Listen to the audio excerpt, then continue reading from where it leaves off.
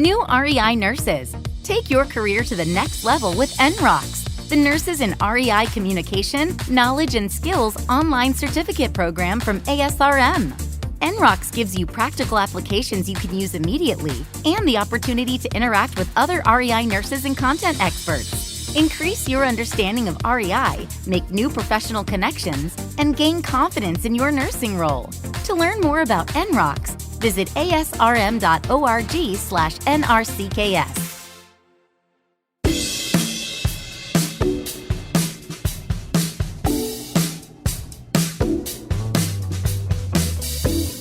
Welcome to ASRM Today, a podcast that takes a deeper dive into the current topics in reproductive medicine.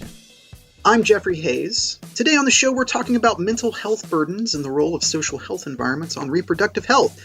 To guide us in this, we welcome back Dr. Carmen Messerlian.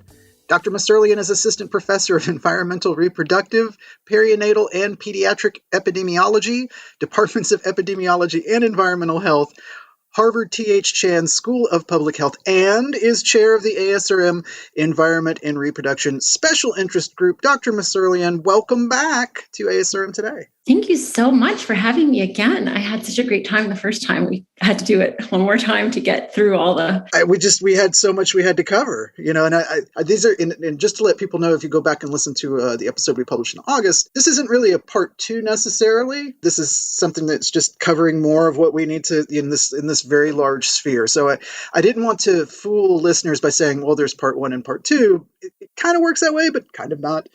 So I want to open with asking you then about what are some of the primary, or what are some of the major mental health, and I'll use the word burdens, that infertile couples may experience on their journey.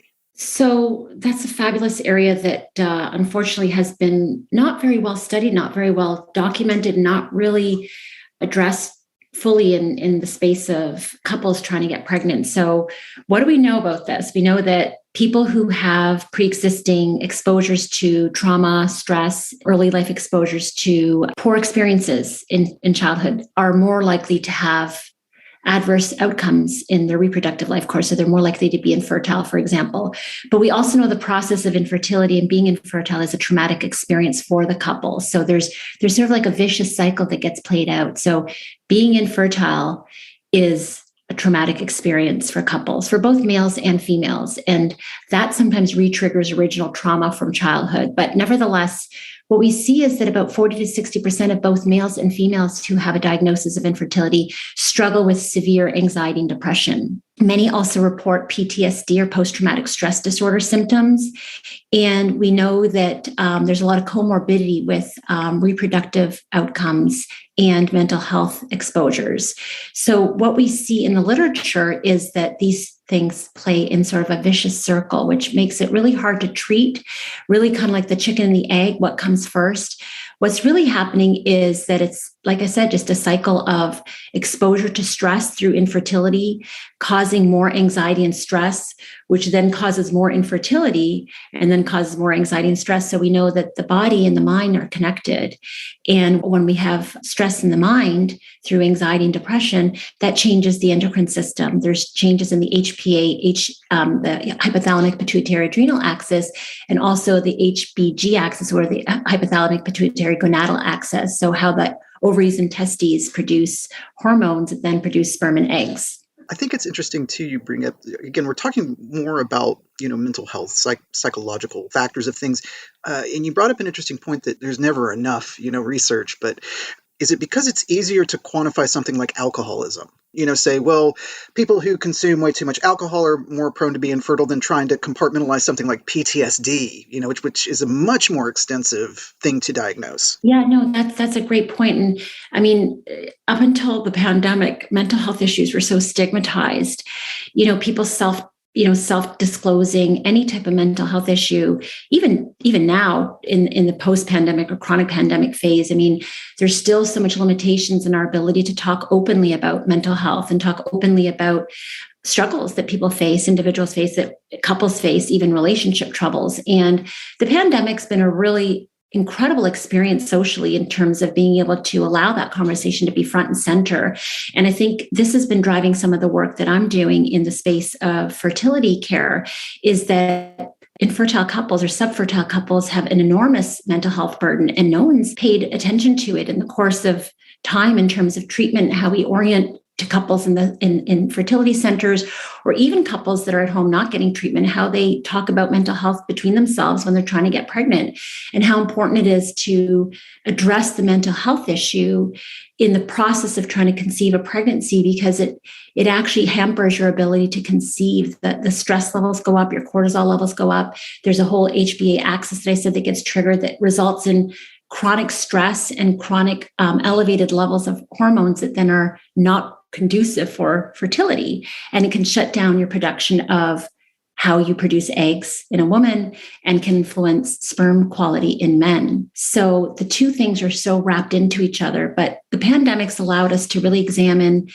much more honestly and directly how people struggle with mental health issues. And that is on a whole continuum, right? So you don't need a full diagnosis of major depression disorder to be depressed or to have struggles with depression. You don't have to have full-blown generalized anxiety disorder as a diagnosis on the DSM-5 to be anxious. People experience these things on a continuum, and there's a range of these feelings and emotional mood disorders that can play a part in the cycle of attempting pregnancy and failing in that attempt, and then attempting pregnancy and failing in that attempt. And I think that's something that we don't spend enough time orienting to a patient and talking to the couple about what their struggles are outside of the fact that they didn't produce enough eggs. How does that make them feel? And how can we support them in that process?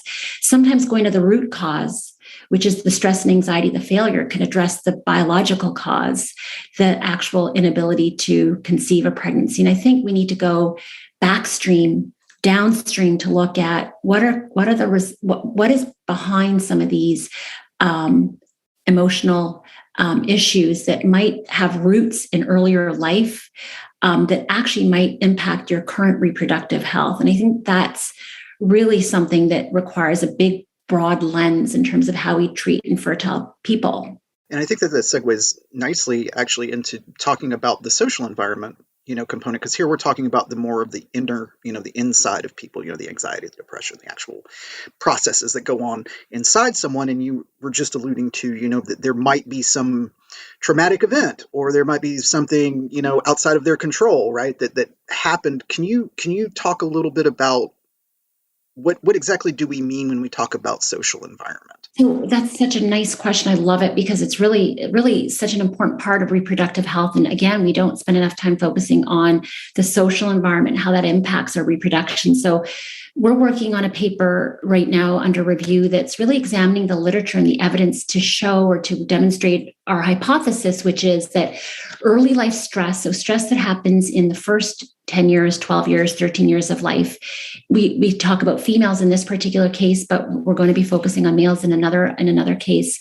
How exposure to stressors in the home, everything from emotional, sexual, physical abuse to neglect to family dysfunction, how those processes, how those experiences really shape your time to menarche, how you experience menarche and your first periods, your symptoms around menses, your symptoms around your period for a young girl who's 12, 13, 14, how much distress she has around her period relating to premenstrual syndrome, and then something that's more severe, which is PMDD or premenstrual dysphoric disorder.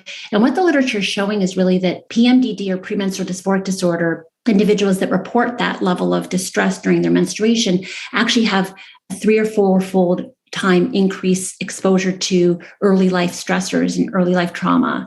And there's mechanisms that have been proposed in literature around that, both in animal studies and in humans, suggesting, again, that there's a priming of the system, that cortisol levels are affected and adrenal glands are affected, and hormonal imbalance happens that then triggers certain types of changes in the luteal phase of the menstrual cycle that then results in more distress around symptoms, more emotional dysregulation around menstruation.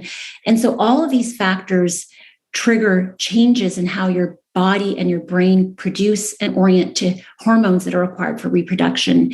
And there's not a lot of literature, but there's a growing body of literature making these connections. And the paper that I'm working on is really linking up early life stress, so the social environment in the first 10, 15 years of life, and how those exposures actually impact menstruation, premenstrual dysphoric disorder, time to pregnancy and infertility, postpartum depression, your ability to cope with menopause or perimenopause, your distress around menopause, and then how that kind of plays a part across the arc of the reproductive cycle for a woman. And putting those things together, we've found that there's mechanisms involved, really important mechanisms that have been linked in animal studies. And also the correlate to that, or like I said at the beginning, was that distress around these things causes more trauma. So if you're having PMDD, that kind of triggers more anxiety and stress around your periods, which then becomes more symptomatic of your next cycle. So they kind of feed into each other. The same thing with infertility. So if you've had miscarriages or failed attempts at pregnancy, that in and of itself is identified as a trauma, and then it re-triggers similar symptoms as you'd experienced as a child or as a young adult. And the kinds of trauma we're talking about is everything from sexual abuse, sexual assault, sexual harassment, things that females have been exposed to. We know that 1 in 5 women experience some form of sexual trauma in her lifetime. It's a high prevalence event for a woman, and those women are at higher risk of some of these disorders that we see across the reproductive life cycle. Is it safe to say then that PMS and PMDD sort of, this is where the confusion begins to happen for maybe many women and also maybe for many people trying to diagnose someone?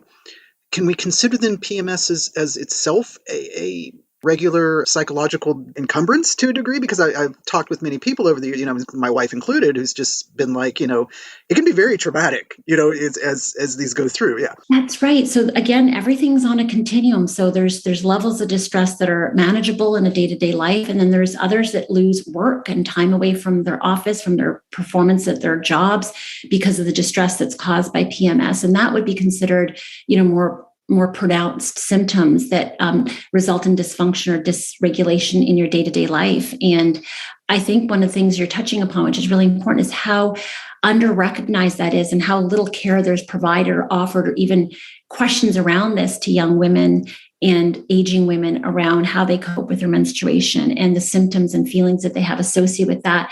Most PCPs don't ask about it. Most OB-GYNs don't ask about it unless you self-disclose, saying, I'm having really bad symptoms with my period. Nobody's really questioning you or asking any kind of assessment around this. And without proper identification, there's not proper support. And so individuals that have severe symptoms around their menstruation, it can also trigger feelings of suicide ideation, suicide attempts. I mean, these are more extreme cases, but they're not super rare in the sense that, if 5% of women experience this or 8% of women experience this, that's a big burden across the population. And we need to have opportunities as people working in the space of reproductive medicine to help support females that experience this level of distress. And knowing that that might be an early marker of other distress to come, I think is really, really important. So one of the messages and key recommendations that we make in this manuscript, in this paper, is early identification of PMDD in young females is really important because it might be a precursor sign or a sentinel sign of more trouble, for lack of a better word, to come down in the reproductive cycle. So if a young female is experiencing PMDD at 13, 14, 15, 16, 18, 20, and that might be a symptom that she will also have more difficulties around her pregnancy attempts, around postpartum depression, around things like eating disorders resurfacing at time of pregnancy, which is another thing that we don't talk a lot about. But for women who've experienced eating disorders in their early adolescence or young adult life, pregnancy can also be a trigger for some of those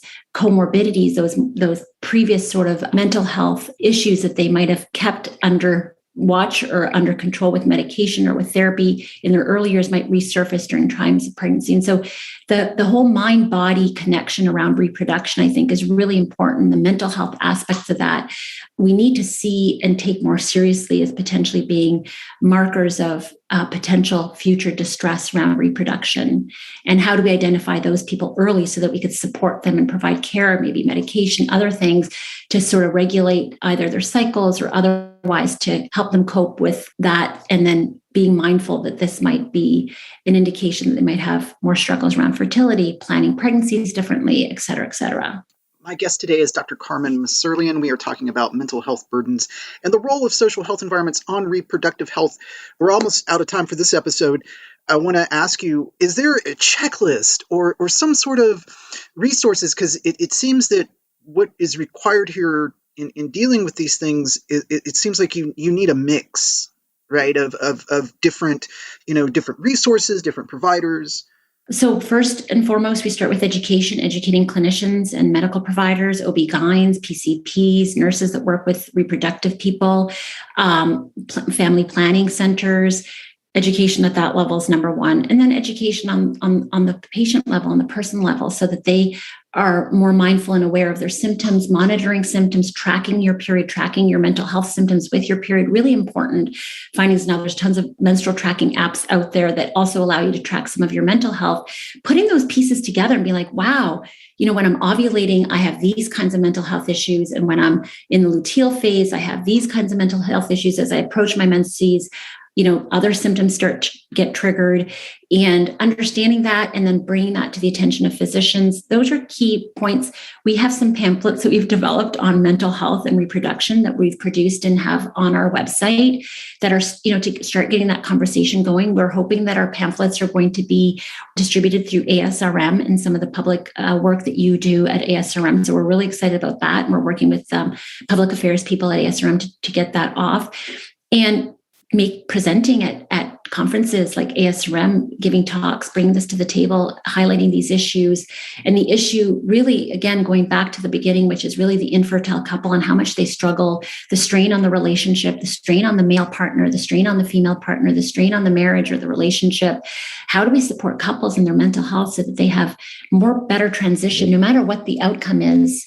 Some couples don't ever end up conceiving, and we still need to care for them, and we still need to be supportive of their whatever that outcome ends up being, and helping to provide resources for all avenues and all outcomes, I think, is really important. And orienting the approach to be really couple-based, I think, is really the wave of the future for this field. Absolutely. Education on all fronts. And we will link to that website in our show notes for everybody so that you can just click on it and go see what Dr. Messerlian is describing. Thank you so much for coming back today to talk more about this. And I'm just gonna have to put you in a regular slot. I think that's just what's going to have to happen. That would be amazing. I'd like to come back and talk about the built environment and then the natural environment next. See, there we go. We have so much. Ladies and gentlemen, we have so much more to cover. But I'd like to thank Dr. Carmen Messerlian. Thank you again so much for coming back and talking with us. Thanks so much for having me again. I had an amazing time, and I wish all the listeners the best. You can subscribe and rate the show on Apple, Google, or wherever you get your podcast from. If you have questions about the show, you can email us, asrm@asrm.org. Until next time, I'm Jeffrey Hayes, and this is ASRM Today. This concludes this episode of ASRM Today. For show notes, author information, and discussions, go to asrmtoday.org. This material is copyrighted by the American Society for Reproductive Medicine and may not be reproduced or used without express consent from ASRM. ASRM Today series podcasts are supported in part by the ASRM Corporate Member Council. The information and opinions expressed in this podcast do not necessarily reflect those of ASRM and its affiliates. These are provided as a source of general information and are not a substitute for consultation with a physician.